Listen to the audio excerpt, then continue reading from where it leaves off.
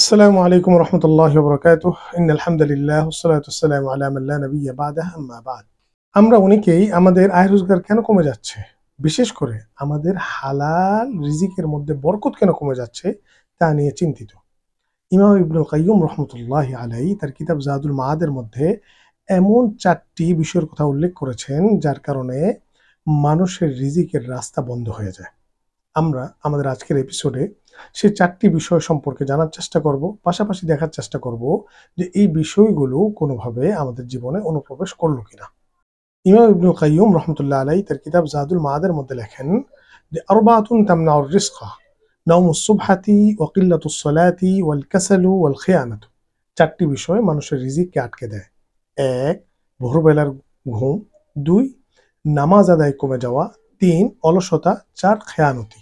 সুপ্রিয় দর্শক, ইমাম ইবনুল কাইয়্যিম রাহমাতুল্লাহ আলাইহি যে ৪টি বিষয়ের কথা উল্লেখ করেছিলেন তার মধ্য থেকে প্রথমটি হচ্ছে সকালবেলার ঘুম। বর্তমান সময়ের একটা বাস্তবতা হচ্ছে যে আমরা এমনভাবে স্মার্টফোনে আসক্ত হয়েছি যার অনেকগুলো সাইড এফেক্টের একটা অন্যতম সাইড এফেক্ট হচ্ছে রাত্রেবেলা দেরিতে ঘুমানো।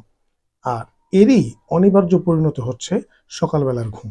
অথচ ভোর এমন একটা সময় যে সময়টা আমরা শারীরিকভাবে মানসিকভাবে নানানভাবে এটা থেকে উপকৃত হই। এ সময় মানুষ প্রকৃতি থেকে, আবহাওয়া থেকে যেভাবে তার শরীরের জন্য, মনের জন্য রসদ গ্রহণ করে, অন্য কোনো সময় এতটা রসদ গ্রহণ করতে পারে না। আর এই মূল্যবান সময়টাই আমরা ঘুমিয়ে কাটিয়ে দিয়ে এর উপকারিতা থেকে আমরা বঞ্চিত হই। আমরা হাদিসের মধ্যে দেখতে পাই যে আবু দাউদ শরীফের 2606 নম্বর হাদিসের মধ্যে বর্ণিত হয়েছে, হযরত সাখর আল গামিদী রাদিয়াল্লাহু তাআলা আনহু ইরশাদ করে বলেন যে আল্লাহর রাসূল সাল্লাল্লাহু আলাইহি ওয়াসাল্লাম দোয়া করে বলতেন, আল্লাহুম্মা বারিক লি উম্মতি ফি বুকুরিহা। আয় আল্লাহ, আপনি আমার উম্মতের জন্য ভোরবেলায় বরকত দান করেন, ভোরের মধ্যে বরকত রাখেন। আর আল্লাহর রাসূল সাল্লাল্লাহু আলাইহি সাল্লামের একটা রীতি ছিল যে উনি যখনই কোনো সেনাবাহিনী পাঠাতেন বা কোনো ব্যবসায়ী কাফেলা প্রেরণ করতেন তখন সেটা ভোরবেলায় পাঠাতেন। আর এই হাদিসের রাবি সাখর আল গামিদী রাদিয়াল্লাহু তাআলা আনহু যখনই কোনো ব্যবসার উদ্দেশ্যে বের হতেন তিনিও ভোরবেলা বের হতেন। এই কারণেই তিনি তার জীবদ্দশায় বিপুল ধন সম্পদের অধিকারী হয়েছিলেন। আবার বাইহাকী শরীফের 1708 নম্বর হাদিসের মধ্যে বর্ণিত হয়েছে, হযরত ফাতিমা রাদিয়াল্লাহু তাআলা আনহা ইরশাদ করেন যে আমি একদিন ভোরবেলায় ঘুমিয়েছিলাম। আল্লাহর রাসূল সাল্লাল্লাহু আলাইহি সাল্লাম আমাকে নাড়িয়ে জাগিয়ে দিয়ে বললেন, ইয়া বুনাইয়া কুমি, হে কন্যা তুমি ঘুম থেকে ওঠো, ওয়াশহাদি রিজকা রাব্বিকি, এবং তোমার রবের পক্ষ থেকে যে রিজিক আছে সেই রিজিক অবলম্বন করো, সেই রিজিকের সাক্ষী হও। ওয়ালা তাকুনি মিনাল গাফিলিন, এবং গাফিলদের অন্তর্ভুক্ত হও না। কেননা আল্লাহ পাক এই ভোরবেলায় মানুষের রিজিক বন্টন করে থাকেন। ইমাম ইবনুল কাইয়্যিম রাহমাতুল্লাহ আলাইহি মানুষের রিজিক বন্ধ হয়ে যাওয়ার যে ৪টি কারণের কথা উল্লেখ করেছেন তার মধ্য থেকে দ্বিতীয়টি হচ্ছে নামাজের আদায় কমে যাওয়া, নামাজ কমে যাওয়া। প্রিয় দর্শক, একজন বান্দা, আল্লাহর একজন বান্দা যখন তার নিজের নামাজের ব্যাপারে যত্নবান হবে, তার পরিবারের নামাজের ব্যাপারে যত্নবান হবে, তখন আল্লাহ পাক তার কালামে পাকের মধ্যে ঘোষণা দিয়ে বলতেছেন, সূরা তাহার ১৩২ নম্বর আয়াতের মধ্যে ইরশাদ হচ্ছে, ওয়া'মুর আহলাকা বিস-সালাতি ওয়াসতাবির আলাইহা লা নাসআলুকা রিজকা নাহনু নারযুকুক।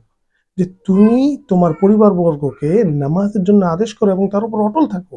আমি তো তোমার কাছ থেকে রিজিক চাচ্ছি না, বরং তুমি যদি তোমার পরিবার, তুমি নিজে এবং তোমার পরিবার যদি নামাজের উপর অটল থাকতে পারো, নাহনু নারযুকুক, আমি আল্লাহ তোমার রিজিকের দায়িত্ব গ্রহণ করব। এই আয়াত থেকে সুস্পষ্টভাবে আমরা বুঝতে পারতেছি একজন বান্দা যখন তার নামাজের ব্যাপারে যত্নবান হবে, তার পরিবারের নামাজের ব্যাপারে যত্নবান হবে, তখন আল্লাহ পাক তার হালাল আয় রোজগারের মধ্যে বরকত দান করবেন। রিজিক বন্ধ হয়ে যাওয়ার তৃতীয় যে কারণটির কথা ইমাম ইবনুল কাইয়্যিম রাহমাতুল্লাহ আলাইহি উল্লেখ করেছিলেন তা হচ্ছে অলসতা। আর এই কারণে আল্লাহ রাসূল সাল্লাল্লাহু আলাইহি সাল্লাম সর্বদা অলসতা থেকে বেঁচে থাকার জন্য দোয়া করতেন। বুখারী শরীফের 2823 নম্বর হাদিসের মধ্যে বর্ণিত হয়েছে, হযরত আনাস ইবনে মালিক রাদিয়াল্লাহু তাআলা আনহু ইরশাদ করে বলেন যে আল্লাহর রাসূল দোয়া করে বলতেন, আল্লাহুম্মা ইন্নী আউযু বিকা মিনাল আজজি ওয়াল কাসাল। আয় আল্লাহ, আমি আপনার নিকট অক্ষমতা এবং অলসতা থেকে পানাহ চাচ্ছি। রিজিক বন্ধ হয়ে যাওয়ার চতুর্থ যে কারণটির কথা ইমাম ইবনুল কাইয়্যিম রাহমাতুল্লাহ আলাইহি তার কিতাব জাদুল মাআদের মধ্যে উল্লেখ করেছিলেন তা হচ্ছে খেয়ানত।